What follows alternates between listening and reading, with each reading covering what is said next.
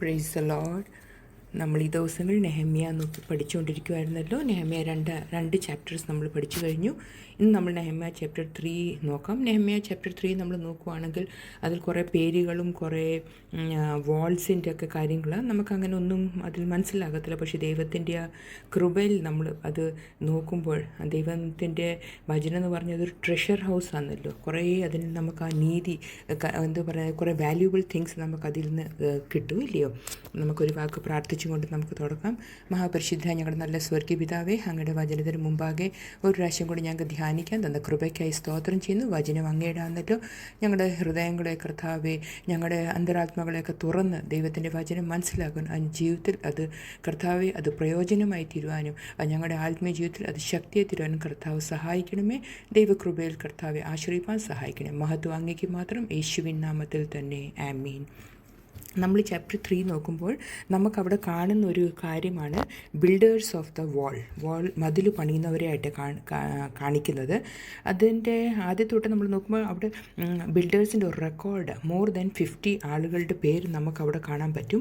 ഓരോരുത്തരുടെ പേര് പറയുമ്പോൾ ദ സൺ ഓഫ് അങ്ങനെ അവർ പറയുന്നത്, സൺ ഓഫ് മെഷ്സെലവ്, അല്ലെങ്കിൽ പിന്നെ പറയുമ്പോൾ അവിടെ മെരിമോത്ത്, സൺ ഓഫ് ഊരിയ, അങ്ങനെ കുറേ പേരുടെ സണ്ണ് വെച്ച് പറയും. അന്നേരം ബൈബിളിൽ അത് എപ്പോഴും നമ്മൾ കാണുന്ന ഒരു കാര്യമാണ് അവിടെ. എന്ന് വെച്ച് ദൈവത്തിന് ഒരു ഫാമിലി ഭയങ്കര ഇമ്പോർട്ടൻ്റ്, ഇല്ലയോ? That shows a reflection on our family. നമ്മൾ കുഞ്ഞുങ്ങളെ എങ്ങനെയാണ് വളർത്തുന്നത്? ആ ദൈവകൃപയിലാണോ, ദൈവത്തിൻ്റെ ആ വഴിയിൽ കൂടാന്നോ, വചനപ്രകാരമാണോ? അതെപ്പോഴും അതൊരു റിഫ്ലക്ഷൻ, അത് ഈ ലോകത്തിൽ അതെപ്പോഴും റെക്കോർഡ് ചെയ്യപ്പെടും. നമ്മളെങ്ങനെ കുഞ്ഞുങ്ങളെ വളർത്തുന്നത് അത് ലോകം കാണും. നമ്മൾ ദൈവത്തിൻ്റെ മക്കളാണ്. നമ്മുടെ മക്കളെ നമ്മൾ ആ ദൈവകൃപയിൽ മാത്രമേ വളർത്താൻ നമുക്ക് അനുവാദമുള്ളൂ. പിന്നെ നമ്മൾ സെക്കൻഡ് കാണുന്നത് നമ്മുടെ ദൈവം റെക്കോർഡർ ഓഫ് നെയിംസ്. ഇത്രയും പേരുകൾ അവിടെ പറഞ്ഞിരിക്കുന്നത് അത് റെക്കോർഡ് ചെയ്യുന്നുണ്ട്. അത് ബൈബിൾ നമ്മൾ കാണാം. നമ്മൾ മത്തായി 1 കണ്ടു കഴിഞ്ഞാൽ ദ ജനറേഷൻ ഓഫ് ജീസസ്, അത് ജീസസിൻ്റെ ആ ലൈനേജ് പറയുമ്പോൾ കുറേ പേരുകൾ നമുക്കവിടെ കാണാം, അല്ലയോ? അതുപോലെ നമുക്കറിയേണ്ട രീതിയിൽ ഏറ്റവും ഇമ്പോർട്ടൻ്റ് കാര്യം എന്ന് പറഞ്ഞാൽ എന്തുവാ? നമ്മുടെ പേരും റെക്കോർഡ് ചെയ്തിട്ടുണ്ട്. നമ്മൾ ചെയ്യുന്ന ഏത് പ്രവൃത്തിയും നമ്മുടെ പേരുകൾ റെക്കോർഡ് ചെയ്തിട്ടുണ്ട്. അത് നമ്മൾ വായിക്കുമ്പോൾ നമുക്കറിയാം. ചാപ്റ്റർ 12 നമ്മൾ നോക്കുമ്പോൾ അവിടെ ബുക്ക് ഓഫ് ലൈഫിനെ കുറിച്ച് പറയുന്നുണ്ട്. വൈറ്റ് ത്രോൺ, ദൈവത്തിൻ്റെ ആ ന്യായവിധി ദിവസം, ജഡ്ജ്മെൻറ്റ് ഡേ, ആ വൈറ്റ് ത്രോണിൽ ദൈവം ഇരിക്കുമ്പോൾ അവിടെ ബുക്ക് ഓഫ് ലൈഫ് തുറക്കപ്പെടും. അവിടെ നമ്മുടെയൊക്കെ പേര് അവിടെ കാണാനായിട്ട് നമ്മൾ ഈ ഓടുന്ന എന്തിനാണ്? നമ്മുടെ ഈ ആത്മീയ ഓട്ടം എന്തിനു വേണ്ടിയാണ്? ആ ബുക്ക് ഓഫ് ലൈഫിൽ നമ്മുടെ പേര് കാണാനായിട്ട്. റെവലേഷൻ 20:15 പറയുന്നുണ്ട്, if anyone's name was not found written in the book of life he was thrown into the lake of fire. ആ പുസ്തകത്തിൽ, ജീവൻ്റെ പുസ്തകത്തിൽ പേരില്ലാത്തവർ എല്ലാവരും എന്നേക്കുമായിട്ട് അവർക്കൊരു എറ്റർണൽ ഡാമിനേഷനാണ് അവിടെ ഉണ്ടാകുന്നത്. പേര് അതിൽ നിന്ന് മാഞ്ഞു പോകാൻ അത് നമ്മളായിരിക്കും റെസ്പോൺസിബിൾ. ദൈവം മായ്ച്ചു കളയത്തില്ല. പക്ഷെ നമ്മുടെ പ്രവൃത്തി, നമ്മൾ ദൈവപാതയിൽ നിന്ന് മാറിക്കഴിഞ്ഞാൽ നമ്മുടെ പേര് അതിൽ നിന്ന് മാഞ്ഞു പോകാൻ, നമ്മൾ എന്നേക്കും ആയി ആ പുത്തൻ യെരൂശലേമിൽ എത്താതെ നമ്മൾ നിത്യനരകത്തിൻ്റെ അവകാശികൾ നമ്മൾ തന്നെ ആയിത്തീരും. അതുകൊണ്ട് ഇത് നമ്മൾക്ക് വലിയൊരു വാർണിംഗ് ആയിട്ട് നമുക്ക് ഇതെടുക്കാം.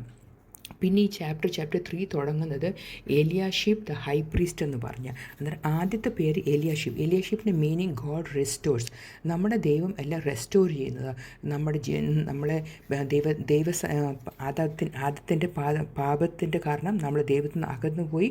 പക്ഷേ യേശു ക്രിസ്തുവിൽ കൂടി നമ്മളെ ദൈവത്തോട് അടുപ്പിച്ചു, റെസ്റ്റോർ ചെയ്തു, ഇല്ലയോ? നമ്മുടെ നഷ്ടപ്പെട്ട സമാധാനം, പിശാച് നമ്മുടെ നഷ്ടപ്പെട്ട സമാധാനം, യേശുവിനോടുള്ള ആ റിലേഷൻ എല്ലാം ദൈവത്തോടുള്ള റിലേഷൻ അതെല്ലാം യേശു റിസ്റ്റോർ ചെയ്തു. അങ്ങനെ എലിയാഷിബിൻ്റെ പേര് ആദ്യം എഴുതിയതിൻ്റെ ഒരു കാരണമുണ്ട്. കാരണം എലിയാഷിബ് വാസ് എ ഹൈ പ്രീസ്റ്റ്, ആ മഹാപുരോഹിതനായിരുന്നു. ഈ മഹാപുരോഹിതൻ നല്ലൊരു ഗോഡ്ലി ലീഡറായിരുന്നു. അതുകൊണ്ട് മറ്റുള്ളവർ ഈ എലിയാഷിബിനെ പോലെ അല്ലെങ്കിൽ ഈ ഹൈ പ്രീസ്റ്റിനെ ഫോളോ ചെയ്തത്.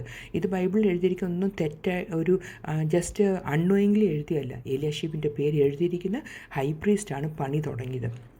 നമ്മുടെ ജീവിതത്തിലും ഹൈ പ്രീസ്റ്റ്, യേശു ക്രിസ്തുവായ high priest, our Lord Jesus Christ, who നമുക്ക് വേണ്ടി interceding for us at the Father's right hand, ഇന്നും പിതാവിൻ്റെ സന്നിധിയിൽ നമുക്ക് വേണ്ടി പക്ഷപാതം ചെയ്യുന്ന ആ ഹൈ പ്രീസ്റ്റാണ് നമ്മുടെ ജീവിതം പണിതെടുത്ത്, നമ്മുടെ പൊട്ടിക്കടന്ന ജീവിതം, നമുക്ക് റിപ്പയർ ആവശ്യമുള്ള ജീവിതം, നമുക്കൊരു റീബിൽഡിങ് ആവശ്യമുള്ള ജീവിതം, ആ ആദാമ്യ ശരീരത്തിൽ നിന്ന് നമുക്കൊരു ആത്മീയ ജീവൻ തരണമെങ്കിൽ ഈ ഹൈ പ്രീസ്റ്റാണ് നമ്മുടെ ജീവിതത്തിൽ കടന്നു വന്നത്. അതുകൊണ്ട് ഏറ്റവും ഫസ്റ്റ് സ്ഥാനം ഈ എലിയാഷിബിൻ്റെ എഴുതിയ പോലെ നമ്മുടെ ജീവിതത്തിൽ ഫസ്റ്റ് സ്ഥാനം നമ്മൾ യേശുവിൽ മാത്രം, നമ്മുടെ ആ മഹാപുരോഹിതന് യേശുവിന് മാത്രം കൊടുക്കണം. ഇത് നമുക്ക് ഒരു ഓർമ്മപ്പെടുത്തലൂടാണ്.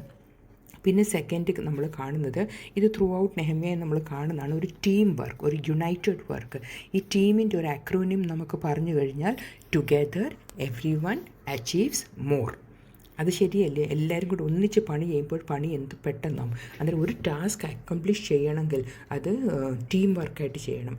അങ്ങനെ നമുക്കറിയാം, നെഹമ്യ പ്രാർത്ഥിച്ചു, തൻ്റെ പ്ലാൻ എല്ലാം അവിടെയുള്ള ആളുകളോട് പറഞ്ഞു. അന്നേരം അവർ പറഞ്ഞു, let us start rebuilding, let us start doing this good work. അത് ദൈവം അവരുടെ മനസ്സ് മാറ്റിയതാണ്.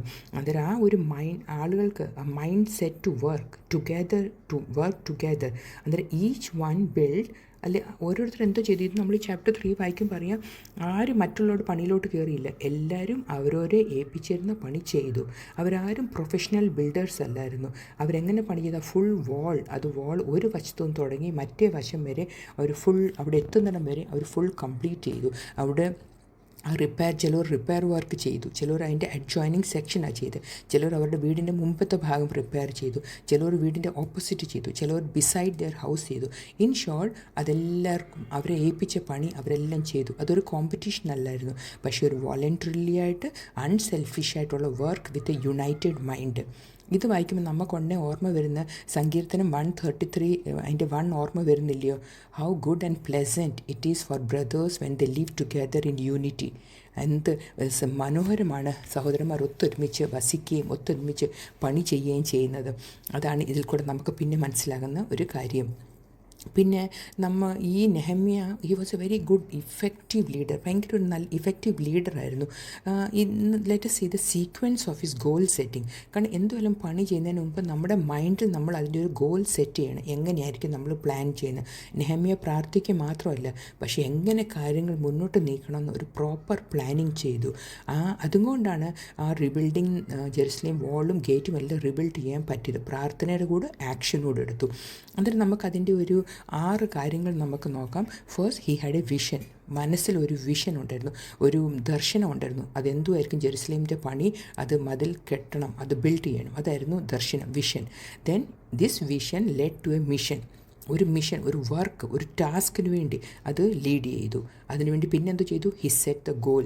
രാജാവിനോട് പറയുന്നുണ്ട്, ഇത്ര ദിവസം കൊണ്ട് എനിക്ക് അവിടെ പോകണം, ഞാനത് തീർക്കും. അതിൻ്റെ മനസ്സിൽ ഓൾറെഡി കാൽക്കുലേറ്റ് ചെയ്തു എത്ര ദിവസങ്ങൾ വേണം, എങ്ങനെയായിരിക്കും ഗോൾ സെറ്റ് ചെയ്യുന്നത്. പിന്നെ ഹി സ്റ്റാർട്ടഡ് പ്ലാനിങ്. എന്തൊക്കെ പ്ലാൻ ചെയ്തു? റിസോഴ്സസ്, മൊബിലൈസേഷൻ, സർവേ, ആക്ഷൻ, ഇതെല്ലാം പ്ലാൻ ചെയ്തു.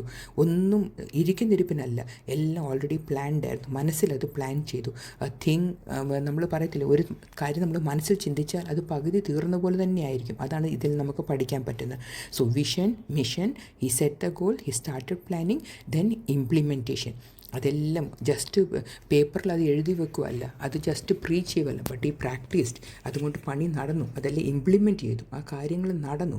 ആൻഡ് ദെൻ 6th നമുക്ക് കാണാൻ പറ്റും ഒരു അച്ചീവ്മെൻറ്റ്. നമുക്ക് നെഹമ്യ മുന്നോട്ട് വായിക്കും പറയാം, 52 ഡേയ്സും കൊണ്ട് ആ വാളെല്ലാം പണിതെടുത്തു. പിന്നെ അത് മാത്രമല്ല, ലാസ്റ്റ് ഇവാലുവേഷൻ. എന്തോ ചെയ്താലും അതൊന്ന് ഇവാലുവേറ്റ് ചെയ്യണം, നമുക്ക് നോക്കണം അതെങ്ങനെയുണ്ടെന്ന്. അതല്ലേ നമ്മുടെ ദൈവമായ നമ്മുടെ ക്രിയേറ്റർ, നമ്മുടെ സൃഷ്ടികർത്താവ് 7 ദിവസം കൊണ്ട് ആകാശവും ഭൂമിയും എല്ലാം ഉണ്ടാക്കി, 6 ദിവസം കൊണ്ട് എല്ലാം ഉണ്ടാക്കി. ജെനസിസ് 1:31 പറയുന്നത്, and God so everything he has made and behold it was very good. ദൈവത്തിന് അതെല്ലാം ഇഷ്ടപ്പെട്ടു. കാരണം ദൈവം ഇവാലുവേറ്റ് ചെയ്തു. ദൈവം ഉണ്ടാക്കിയ ആകാശവും ഭൂമിയും ഓരോ ദിവസവും ഉണ്ടാക്കിയത് എല്ലാം ഇവാലുവേറ്റ് ചെയ്തപ്പോൾ എല്ലാം നല്ലത്.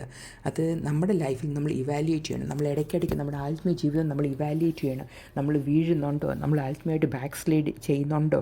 നമ്മുടെ കുടുംബത്തിൽ നമ്മുടെ മക്കളൊക്കെ അവർ യേശുവിനെ അറിഞ്ഞാണോ ജീവിക്കുന്നത്? ഇങ്ങനത്തെ ഒരു ഇവാലുവേഷൻ നമ്മുടെ ലൈഫിൽ ഒത്തിരി ഇമ്പോർട്ടൻ്റ് ആണ്. പിന്നെ ഈ സീക്വൻസ് നമ്മൾ പഠിച്ചത് അത് ഭയങ്കര വളരെ ഒരു ഉപയോഗമാണ്. It's really helpful. നമ്മുടെ ജീവിതത്തിൽ നമ്മൾ എന്തുമായാലും റീബിൽഡ് ചെയ്യുമ്പോൾ, നമ്മളൊരു ഗോഡ്സ് മിനിസ്ട്രി ചെയ്യുമ്പോൾ, നമ്മളൊരു പണി ചെയ്യുമ്പോൾ, അല്ലെങ്കിൽ നമ്മുടെ ജീവിതത്തെ നമ്മൾ പണിതെടുക്കുമ്പോൾ ഈ ഇവാലുവേഷൻ ഒത്തിരി ഇമ്പോർട്ടൻ്റ്. അല്ലെ ഈ സീക്വൻസ് ഇമ്പോർട്ടൻ്റ്. ഒരു വിഷൻ നമ്മുടെ മനസ്സിൽ കാണണം, അത് ഇവാലുവേറ്റ് ചെയ്യുന്നിടം വരെ we should just go on working. ദൈവത്തിന് ലേസി ആളുകളെ ഇഷ്ടമില്ല. നമ്മൾ പണി ചെയ്യണമെന്നാണ് ദൈവം നമ്മളെ കൊണ്ട് ആഗ്രഹിക്കുന്നത്, അല്ലയോ? പിന്നെ നമ്മൾ ഈ ഗോൾ സെറ്റിംഗ് നമ്മുടെ ജീവിതത്തിൽ നമ്മൾ വെച്ച് കഴിഞ്ഞാൽ അത് നമ്മുടെ എല്ലാ സ്ഫിയർ ഓഫ് ലൈഫ്, നമ്മുടെ ജീവിതത്തിൽ എല്ലാം നമ്മൾ എഴുന്നേൽക്കുകയും നടക്കുകയും ഇരിക്കുകയും നമ്മുടെ ആത്മജീവിതവും നമ്മുടെ എല്ലാ ടൈപ്പ് ലൈഫിലും അത് നമുക്ക് ഉപയോഗം വരും. ഓക്കെ. പിന്നെ നമ്മൾ കാണുന്ന ഈ ബിൽഡേഴ്സിനെ കുറിച്ച്, ഈ builders they were from different walks of life.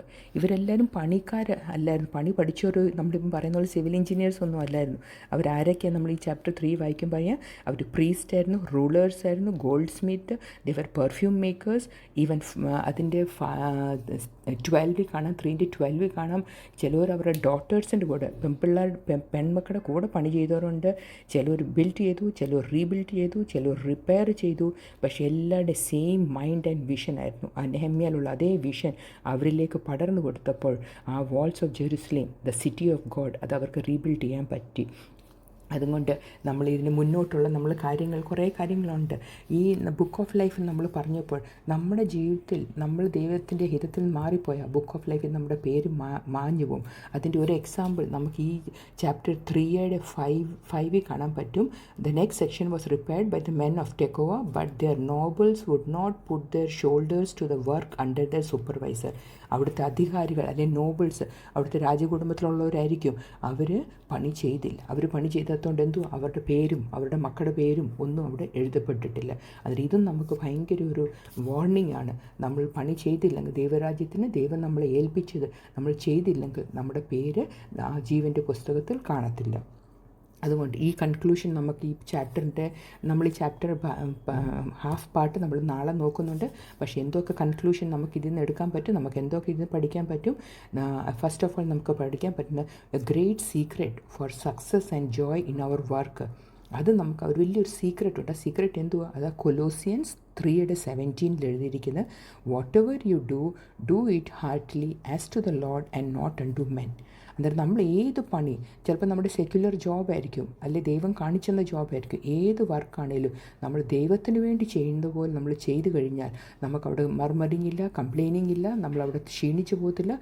കാരണം നമ്മൾ ദൈവത്തിനാണ് ചെയ്യുന്നത്. അന്നേരം ദൈവമാണ് നമ്മളെ ശക്തീകരിക്കുന്നത്. അത് വലിയൊരു സക്സസ്സാണ് നമ്മുടെ ജീവിതത്തിൽ.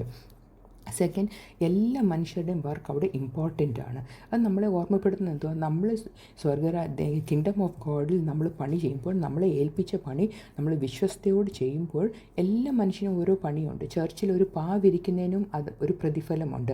പ്രസംഗിക്കുന്നവർക്ക് പ്രതിഫലം മാത്രമല്ല, ദൈവവചനം പ്രസംഗിക്കുന്നവർക്ക് മാത്രമല്ല, ഒരു വിരിക്കുന്നത്.